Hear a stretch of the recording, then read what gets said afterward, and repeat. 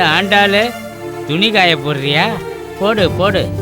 என்ன தங்கச்சி, பாத்திரம் விளக்குறியா? விளக்கு விளக்கு. பேச மாட்டீங்களா? ஏன் இந்த அண்ணன் மேல உங்களுக்கு என்ன கோபம்? அண்ணா என்னண்ணா வேணும்? என்னம்மா இப்படி கேட்டுட்ட? என் தங்கச்சியோட பாசம் வேணும், உன்னோட உறவு வேணும், அப்பப்ப தண்ணி அடிக்க ஒரு 100 ரூபா பணம் வேணும். வேற என்னமா கேட்க போறேன் உங்ககிட்ட? உங்களுக்கு நான் ஏன் பணம் தரணும்? என்னம்மா இப்படி சொல்ற? அண்ணனுக்கு நீ கொடுக்காம வேற யாருமா கொடுக்க போறா? எதுக்கு தரணும்? சரக்கு அடிக்கதான். நான் சரக்கு அடிச்சுட்டு உள்ள போனா என் பொண்டாட்டியே நான் அடிப்பேன். நான் அடிக்காம போனா அவ என்ன அடிப்பாளே. ஏன்னா இப்படி குடிச்சு குடிச்சு உடம்பு கெடுத்துக்கிறீங்க? நான் உயிரோட இருந்து எதுக்குமாக போகுது? ஒழுங்கா நீங்க வேலைக்கு போய் சம்பாதிச்சு அக்காவை காப்பாத்தலாம்ல. நல்ல ஐடியா. இது மாதிரி யாருமே எனக்கு ஐடியா சொன்னது கிடையாது. இங்கே வருமா, நாளையிலேருந்து நீ சொன்னதை ஃபாலோ பண்ணுறேன். Super idea. இன்னைக்கு ஒரு 100 ரூபா கொடு.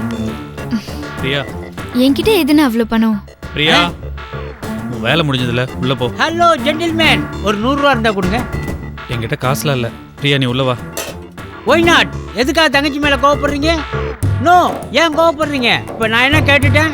ஒரு 100 ரூபா பணம் இருந்தால் கொடுங்க. என்ன இருந்தால் கொடுங்க, இல்லைன்னு இல்லைன்னு சொல்லிட்டு போங்க. இதுக்கு ஏன் தங்கச்சி மேலே கோவப்படுறீங்க? இங்க பாருங்க, நீங்க ஏற்கனவே நிறைய குடிச்சிருக்கீங்க. எனக்கு வேலைக்கு நேரமாச்சு. கொடுங்க. பிரியா நீ உள்ள வா.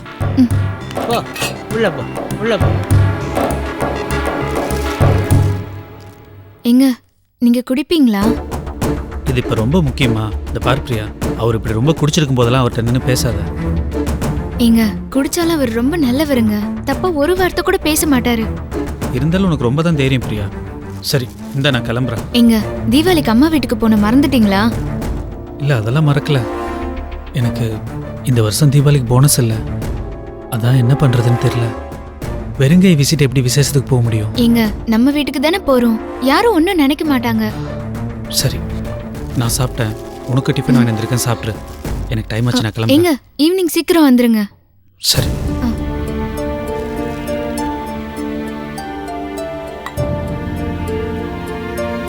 உன் புருஷன் லாரி ஓட்டிட்டு போய் ஒரு வாரமா ஆளே காணோம். உன் புருஷனை கவனி. கூட என்ன என்ன பிரச்சனை?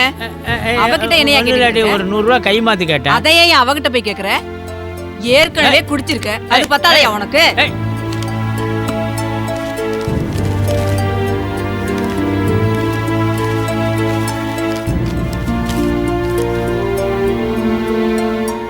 இன்னைக்கு 11 மணிக்கு இன்டர்வியூவா? Number 7 first street, Velachery. நல்ல வேலையா இருக்கே, கண்டிப்பா மிஸ் பண்ணிடக்கூடாது. போய் அட்டென்ட் பண்ணுவோம்.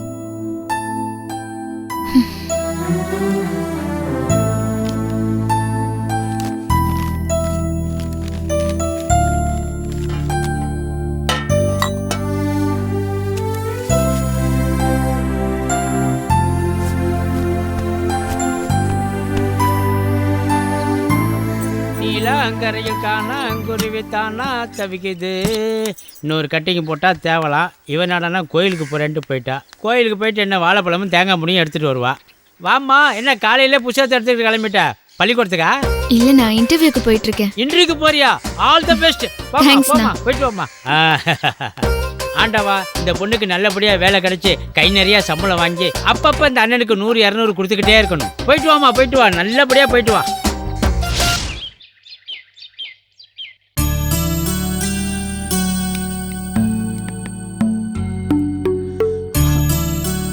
கிளம்பிட்டியா? குஷி விஷயமா உன்கிட்ட கொஞ்சம் பேசணும். சொல்லு. குஷி விஷயத்துல உமாக்கா ரொம்ப அப்செட்டா இருக்காங்க. 10 மாசம் சுமந்து பெத்த பொண்ணு ஒவ்வொரு நிமிஷமும் உதாசீனப்படுத்திட்டே இருந்தா அவங்க மட்டும் எப்படி நிம்மதியா இருப்பாங்க? குஷி பண்றதும் கொஞ்சம் ஓவரா தான் இருக்கு.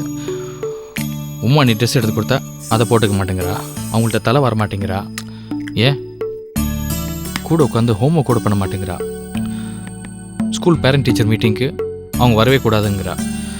என்னதான் பண்ணுறதோ? ஒவ்வொரு நாளும் குஷி ஏதாவது ஒரு விஷயத்தை கையில் எடுத்துக்கிட்டு பெத்த அம்மாவை அவமானப்படுத்துகிறா. அவங்களும் எத்தனை நாள் தான் பொறுத்து போவாங்க? இதுக்கெல்லாம் முடிவு கட்டணும் ஸ்னேகா.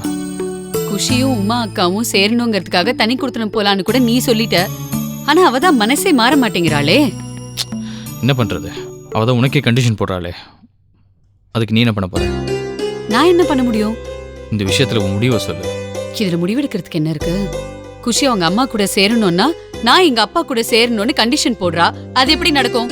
ஏன் நடக்காது? உமா நீ எவ்வளோ தப்பு பண்ணியிருக்காங்க, அதெல்லாம் மறந்து நம்ம ஏற்றுக்கல. இந்த மாதிரி நீயும் மாமா ஏற்றுக்கிட்டா என்ன தப்பு? சில விஷயங்களை குஷிக்கு தான் புரிய வைக்க முடியாது. ஏன்னா அவ சின்ன பொண்ணு. ஆனா உனக்கு ஏன் புரிய மாட்டேங்குது? எனக்கு என்ன புரியணும்? இங்க பாரு, எங்க அம்மாவுக்கு அந்த ஆள் செஞ்ச துரோகத்தை என்னால எப்படி மறக்க முடியும்? இங்கே பாரு ஸ்னேகா, பழைய கதையை பேசிகிட்டு இருக்காத. நான் கேட்குறது என்ன, குஷி போட்ட கண்டிஷனுக்கு உன்னோட ரியாக்ஷன் என்ன? நீ உங்கள் அப்பா கூட சேர்ந்தனா குஷி உங்கள் அம்மா கூட சேருவா. உமானியோட வேதனை ஒரு முடிவுக்கு வரும். ஒரு தாயோட கண்ணீரை தொடச்சேன்னு திருப்தியாவது உனக்கு கிடைக்கும். என்ன சொல்கிற? குஷி அவங்க அம்மா கூட சேர்றதுக்கு நான் ஒரு பிளான் வச்சிருக்கேன். இங்கே பாரு, இந்த பிளான் போடுறதெல்லாம் இருக்கட்டும். குஷி சொன்ன மாதிரி நீ மாமா கூட சேர போறியா இல்லையா? கொஞ்சம் பொறுமையா நான் சொல்றத கேளு. நானும் அவரும் சேரணும்.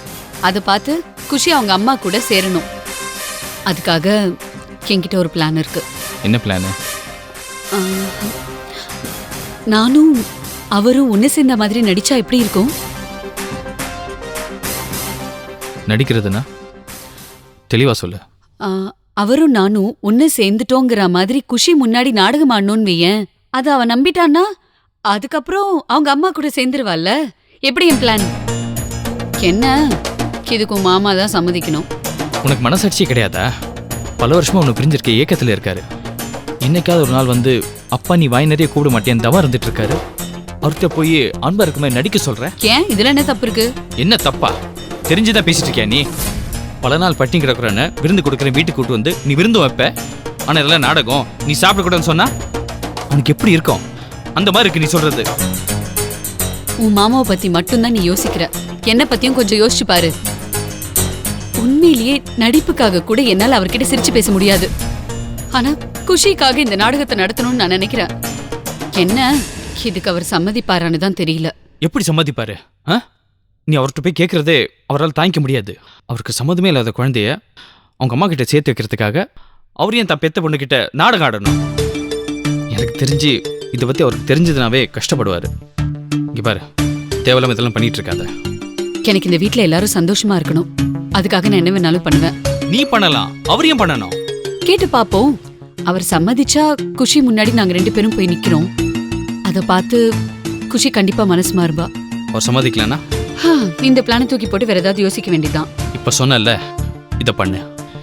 பேசாம வேற பிளானை இப்பவே யோசி. ஏன்னா மாமா கண்டிப்பா இதுக்கு ஒத்துக்க மாட்டாரு. அவர் மனசை நோக்கடிக்காது. பாவம் மாமா.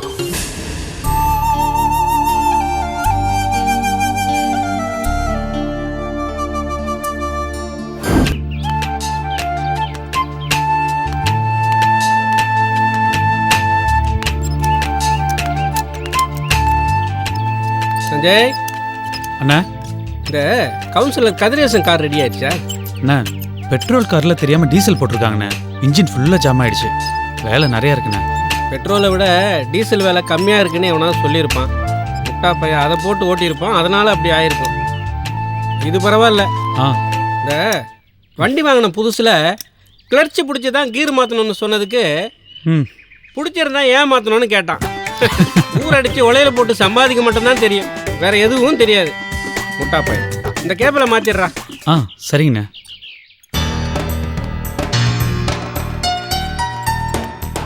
சஞ்சய் அண்ணா, உன் சம்சாரம் வருது.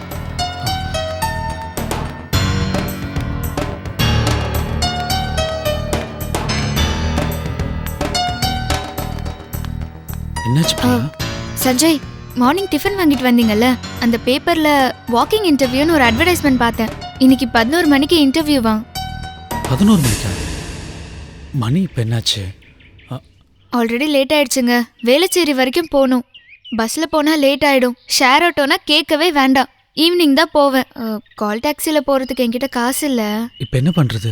என்ன கேட்டா நீங்கள் தான் ஏதாவது பண்ணணும்.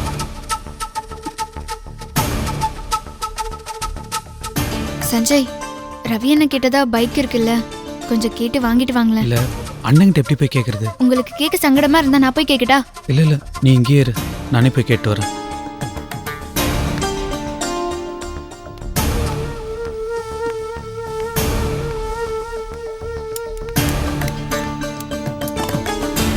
என்னடா தம்பி, என்ன சொல்கிறாங்க உங்கள் ஒய்ஃபு?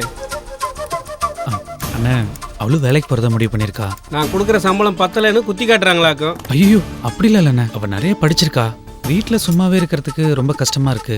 அதுவும் இல்லாமல் வீட்லேயும் கொஞ்சம் சூழ்நிலை சரியில்லைண்ணே. சரி, அவங்க வேலைக்கு போட்டோம். இப்போ நான் என்ன பண்ணணும் சொல்லு.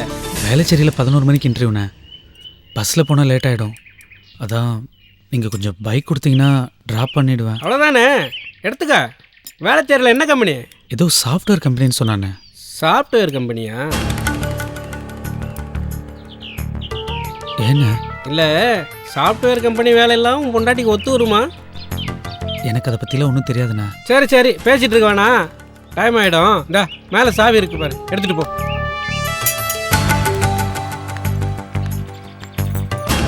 அண்ணா போயிட்டு வந்துடுறேண்ணே. சரி, விட்டு வா. சரிங்கண்ணா. அப்படியே எனக்கு என்னங்க இது சாவி வாங்க இவ்வளோ நேரமா? இன்டர்வியூ எங்கன்னு கேட்டிருந்தாரு. சரி வா போலாம் வா.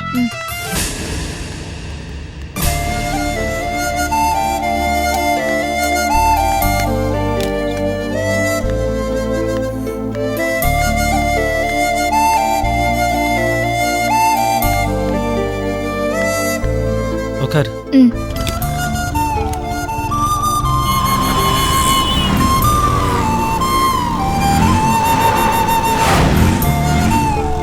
கல்யாணத்துக்கு அப்புறம் ஃபர்ஸ்ட் டைம் சுடிதார்ல பாக்குறீங்க, எதுவுமே சொல்லல. இதுல சொல்றதுக்கு என்ன இருக்கு? என்னங்க, நல்லா இருக்குன்னா நல்லா இருக்குன்னு சொல்லுங்க, நல்லா இல்லைன்னா நல்லா இல்லைன்னு சொல்லுங்க. இது கூட உங்களுக்கு சொல்லி தரணும்?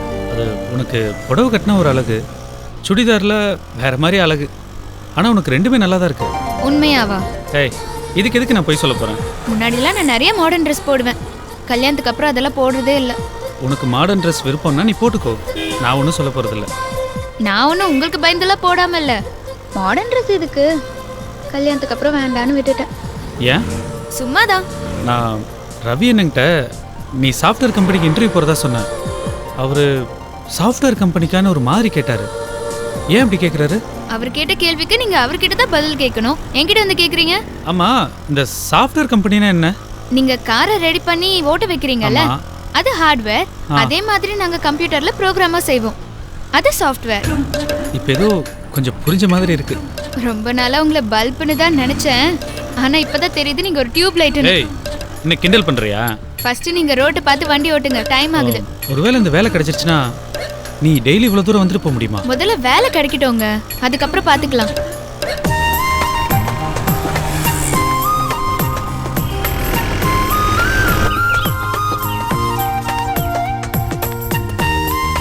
அடேங்கப்பா, ஆபீஸ் இவ்ளோ பெருசு இருக்கு. ஐடி கம்பெனினா அப்படிதாங்க இருக்கும். என்னங்க, இன்டர்வியூக்கு டைம் ஆயிடுச்சு, நான் இன்டர்வியூ முடிச்சிட்டு பஸ்ல வந்துடுறேன், ஓகேவா? பஸ் காசு வச்சிருக்கியா? இருக்குங்க. சரி, பாய். பிரியா, என்னங்க? இன்டர்வியூ நல்லா பண்ணு, வாழ்த்துக்கள். தேங்க்ஸ், பாய்.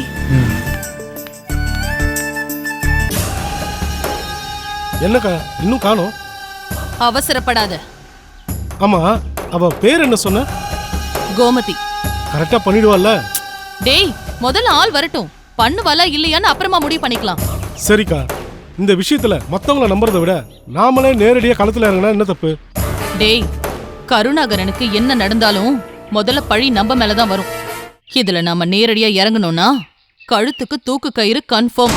ஏங்கா, கோமதி மூலமா பண்ணா மட்டும் நாம மாட்டிக்க மாட்டோமா? கோர்ட்ல ப்ரூவ் பண்றதுக்கு ஆதாரம் வேணும். ஆதாரம் இல்லைன்னா ஒண்ணுமே பண்ண முடியாது. தேவைப்பட்டா அந்த கோமதியை மாட்டி விட்டுட்டு நாம எஸ்கேப் ஆயிடலாம். குழந்தை கடத்துறது எவ்வளவு பெரிய கேஸ். அதுல இருந்து எவ்வளவு சிம்பிளா எந்த சாட்சியும் இல்லாம நான் ஜாமீன்ல வெளியில வந்தேன். அதான்டா முத்துலட்சுமி, அதுக்காக தான் நான் இந்த பிளான் பண்ணிருக்கேன். வா கோமதி, எப்படி இருக்க? என்ன மேடம் இப்படி ஆயிட்டீங்க? எப்பவும் புது பொண்ணு மாதிரி ஜொலிப்பீங்களே மேடம், உங்களுக்கா இந்த நிலைமை? வாழ்க்கையில எல்லாருக்கும் ஒரு தடவை தோல்வி வரத்தான் செய்யும். சில பேர் அதுல துவண்டு போயிடுவாங்க, இன்னும் சில பேர் போராடி மேல வருவாங்க. நான் போராடிட்டு இருக்கேன் மேடம். கஷ்டப்படுற குடும்பத்துல இருந்து நர்ஸ் ட்ரைனிங் படிக்க வந்த எத்தனையோ பேருக்கு நீங்களே ஃபீஸ் கட்டி படிக்க வச்சிருக்கீங்க. அவங்க எல்லாரும் இன்னைக்கு கருணாகரன் கூட சேர்ந்துட்டாங்களே மேடம். ஏழைங்களை நம்ப கூடாது, அவங்க எப்பவுமே அப்படிதான். நீதி, நேர்மை, நியாயம்னு எப்பவுமே கோழத்தனமா முடிவெடுத்துருவாங்க. நீ கருணாகரன் கிட்ட வேலை பார்த்தாலும் இன்னும் எனக்கு விசுவாசமா இருக்க பாத்தியா? அது போதும் எனக்கு. மேடம், நான் உங்க அடிமை. நீங்க என்ன சொன்னாலும் நான் செய்வேன் மேடம். என்ன சொன்னாலும் செய்வீங்களா சிஸ்டர்? மேடம் சொன்னாங்கன்னா கண்டிப்பா நான் செய்வேன். அப்புறம் என்னக்கா, நம்ம பிளானை சொல்லுக்கா. சொல்றேன். அதுக்கு முன்னாடி எனக்கு ஒரு சில இன்ஃபர்மேஷன் வேணும். அந்த எம்எல்என் ஹாஸ்பிட்டல் கண்ட்ரோல் இப்ப யார்கிட்ட இருக்கு? முதல்ல எம்எல்என் ஹாஸ்பிட்டலே கிடையாது மேடம், அது கஸ்தூரி ஹாஸ்பிட்டல். துரோகி கஸ்தூரி, அந்த பேரை கேட்டாலே எனக்கு அப்படியே பத்திக்கிட்டு வருது. அவ மட்டும் என் வாழ்க்கையில குறுக்க வராம இருந்தா இந்நேரம் அந்த கருணாகரனை கல்யாணம் பண்ணிக்கிட்டு நான் சந்தோஷமா நிம்மதியா இருந்திருப்பேன். ஹாஸ்பிட்டலோட முழு கண்ட்ரோலும் அந்த துவாரகேஷ் கிட்ட இருக்கு மேடம். துவாரகேஷ் அவன் வேற யாரும் இல்ல, அந்த கஸ்தூரியோட அண்ணன் புள்ளதான், அவனோட மருமகன். அந்த கருணாகரணியை முடிச்சிட்டா இந்த துவாரகேஷை துரத்தி அடிக்கிறது ஒன்னும் பெரிய விஷயம் இல்ல. அப்பப்ப அந்த ஸ்னேகா உள்ள வரா மேடம். ஹாஸ்பிட்டலோட கணக்கு வழக்கல அவதான் மேடம் பாக்குறா. அவளை கண்டாலே எனக்கு எரிச்சலா வருது மேடம். நீ கவலைப்படாத. கருணாகரனுக்கு கண்ணீர் அஞ்சலி போஸ்டர் ஒட்டிட்டோம்னா அந்த ஸ்னேகாவும் துவாரகேஷும் நம்மள ஒண்ணுமே பண்ண முடியாது. அதுக்கப்புறமா ஹாஸ்பிட்டல் நம்ம கைக்கு வரத யாராலையும் தடுக்க முடியாது. இந்த முத்துலட்சுமியை யாரும் ஜெயிக்கவும் முடியாது. மேடம், மறுபடியும் ஹாஸ்பிட்டல் நம்ம கைக்கு வந்துட்டா என்ன மறந்துடாதீங்க மேடம். ஏ கோமதி, ஒன்ன போய் நான் மறப்பேனா? கஸ்தூரி ஹாஸ்பிட்டல் எம்எல்என் ஹாஸ்பிட்டல் ஆனதுக்கு அப்புறம் நீதான் அங்க சீஃப் நர்ஸ். இப்ப வாங்குற மாதிரி 4 மடங்கு அதிகமா சம்பளம் வாங்குவேன். குடியிருக்கிறதுக்கு அப்புறம் உனக்கு ஒரு ஃபிளாட் வாங்கி தரேன். நான் தான் அந்த ஹாஸ்பிட்டலோட சீஃப் நர்ஸா மேடம்? ரொம்ப சந்தோஷமா இருக்கு மேடம். Thanks madam. உங்களுக்காக நான் என்ன வேணாலும் செய்வேன் மேடம். இப்ப சொல்லுங்க மேடம், நான் என்ன மேடம் பண்ணணும்? கருணாகரன் கதையை முடிக்கும்.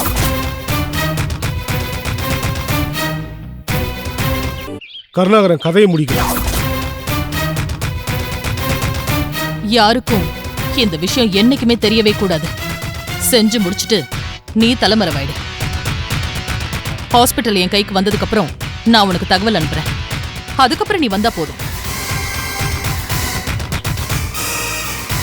டாக்டர் கருணாகரன் கதையை எப்படி மேடம் முடிக்க போறோம்? கருணாகரன் ஹாஸ்பிட்டல்ல தானே ரெகுலரா லஞ்ச் சாப்பிடுறாரு? ஆமா மேடம். அப்ப சிம்பிள். கருணாகரன் சாப்பிடுற சாப்பாட்டுல விஷத்தை கலந்து அந்த ஆளுக்கு கொடுத்துரு. அந்த ஆளு சாவணும். அவ்வளவுதானே மேடம், நான் பாத்துக்கிறேன். சரி, கதையை முடிச்சிட்டு நான் சொல்ற இடத்துல கொஞ்ச நாளைக்கு போய் தங்கு. Okay madam. அக்கா சொல்ற வரைக்கும் நீங்க வெளியே வரவே கூடாது. சரிங்க. தப்பி தவறி நீ மாட்டினா கூட உங்களை பத்தி எதுவுமே சொல்ல மாட்டேன் மேடம். குட். எனக்கு நீ விசுவாசமா இரு. நான் உன்னை வசதியா வாழ வைக்கிறேன். சரிங்க மேடம். அப்புறம் இன்னொரு முக்கியமான விஷயம். என்ன மேடம்? நீங்க 2 பேரும் நான் சொல்றத கவனமா கேட்டுக்கோங்க. சொல்லுக்கா.